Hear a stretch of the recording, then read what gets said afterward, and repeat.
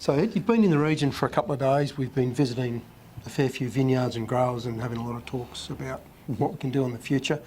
The reoccurring theme has been very low phosphorus rates. You know, it seems to be right across the board, and some of the trial work we've done as well. Yep. So like as an overall package for pea, what's kind of a good strategy to start from this time of year, being post-harvest, going into the growing season? Yeah, okay, well, I'm assuming, well, I'm hoping that some guys have actually done a post-harvest fertigation of phosphorus, preferably keystone.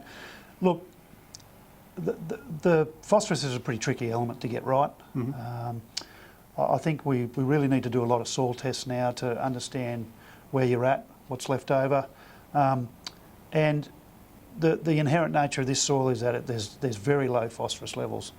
So we can actually, if we can actually utilise some granular products, blends, whatever your choice is, during the winter time and early spring. And the important thing is that if we want to actually access that product, is to have the right biology in the soil to pick that up. So on top of the Keystone Plus that we sort of recommend at two key periods, we'd like to use a bit of Tora in there to help solubilise some of that stuff. So I'll stop you there. The Tora, how does that work in mobilising that pea?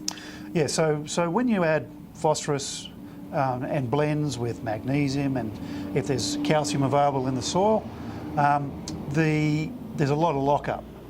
And then the inherent nature of this area with high iron levels, iron oxide levels, is that also ties up. So this is why phosphorus is quite a complex thing to get right. So if you have the right microbiology in the soil to break those bonds up, they can then be available to the crop. The beaut part about that also is that the Tora product, as we've seen in quite a bit of trial work we've done here, we're actually reducing the compaction under vine by utilising that product as well, which means easier root growth, a lot easier for your feeder roots to get out and actually access that phosphorus. So there's a number of things going on,